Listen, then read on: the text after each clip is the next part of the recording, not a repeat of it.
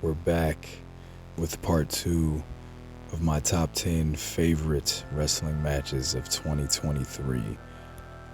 In the first video, we got through some honorable mentions and matches numbers 10 through 6, and now it's time to get into that top 5.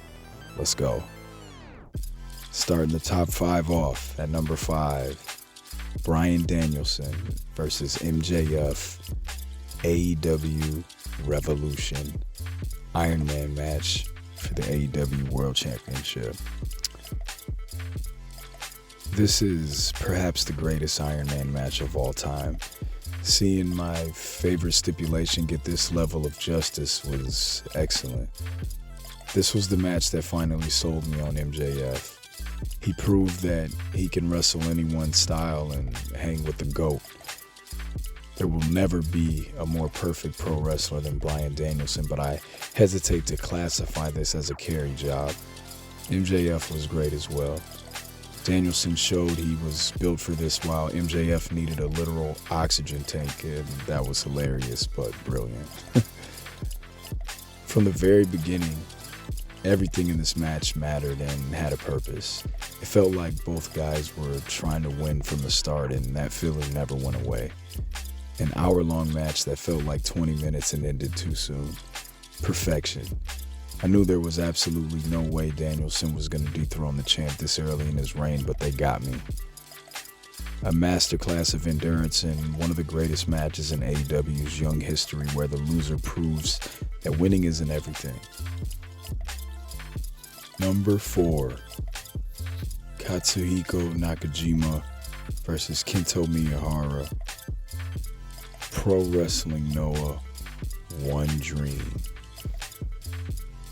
Every once in a while, as a wrestling fan, I go through periods where I just get disinterested and everything just gets stale to me. It happened to me around 2014-15, and that's when I watched Wrestle Kingdom 9 and Tanahashi and Okada pulled me back in. I've recently been going through a similar feeling, and this was the match that pulled me out of it.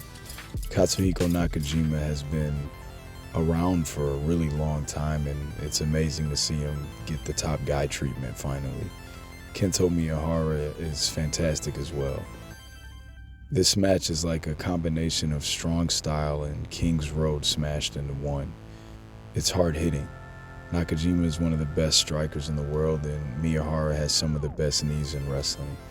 If you know the story between these two charismatic stars, the animosity, what they represent for their promotions and teachers, the torches they carry, etc., there's a lot here. A stiff match that elevates to a high level once Miyahara pile drives Nakajima on the apron. Nakajima has the best kicks in the business, man. This match becomes a hard-hitting sprint and never slows down. One of my favorite matches of the year, and a great Noah versus All Japan Pro Wrestling war. Number 3, Bryan Danielson versus Zack Sabre Jr. at AEW Wrestle Dream. I'm boring. I like professional wrestling. I adore technical wrestling. This was maybe simply the best technical wrestling match ever between the two best technical wrestlers on the planet. It flat out lived up to the hype. A dream match that delivered. This was maybe Zack Sabre Jr.'s best match of his career, and it couldn't have come against a more fitting opponent. How great is Bryan Danielson? Sometimes you imagine how a dream match would go, but rarely does it go exactly how you pictured it like this did. Through all the nasty joint manipulation and submissions and intricate pin combinations, it ended up being Danielson who had to resort to a little striking, a little Regal Plex, and a little Busaiku knee to get the W. Perfection. Number 2, Kenny Omega versus Will Ospreay 2 at Forbidden Door 2. The best in the world conversation starts after these two. They did it again, following up in absolute masterclass at Wrestle Kingdom with what I would call a more westernized but still epic encounter. In similar fashion to the Wrestle Kingdom entrances, this pageantry tells a story. Now it's Ospreay with the big entrance, and Omega just coming out with the belt around his waist, all business, reminiscent of his Dominion 2018 entrance. Another heel face turn right in the beginning. Brilliant. I believe matches can be 5 stars for a multitude of different reasons. The story, the in-ring action, the crowd, the atmosphere, the violence, the drama, etc. This was everything, and it had everything, down to the commentary and an electric crowd.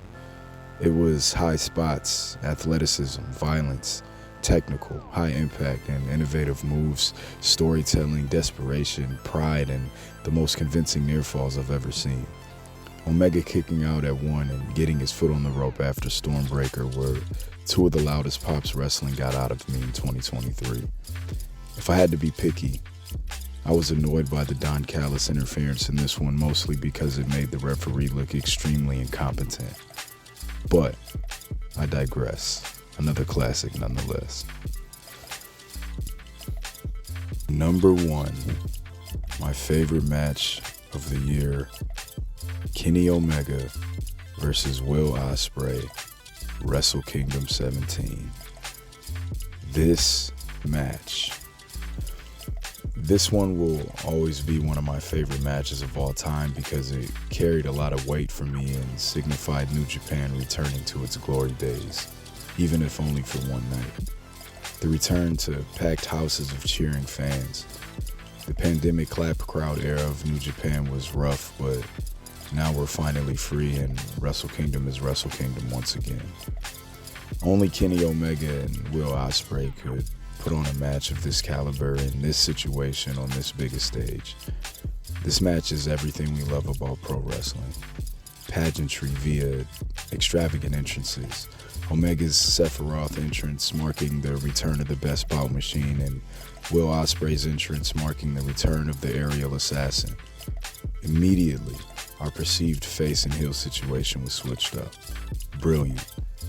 Athleticism by way of insane spots like Omega attempting the dreaded top rope dragon suplex only for Ospreay to land on his feet, or Omega actually hitting Croyd's Wrath off the top rope.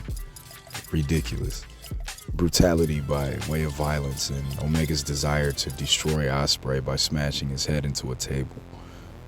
Violence through a series of cheeky Nando's kicks that define the word stiff and caused Omega's eye to swell shut. Ospreay's comeback was electric. The story of the young hotshot who sworn he'd surpassed and replaced the absolute legend only for him to return and remind the world that he is still the best. This match was violent, it was athletic, it was dramatic, it was incredible. Omega and Ospreay never kind of hit their moves. Everything is so precise, which is wild considering the athleticism that is on display here and the degree of difficulty that they exhibit all the time in their matches. One of my favorite matches of all time and my definite match of the year for 2023. Boom. That's it, y'all. Thanks for tuning in to my top 10 matches of 2023. I'm gonna try to do more lists like this. Tune into the Swordcast. Shout out to Hero. That's his beat playing over everything. Peace.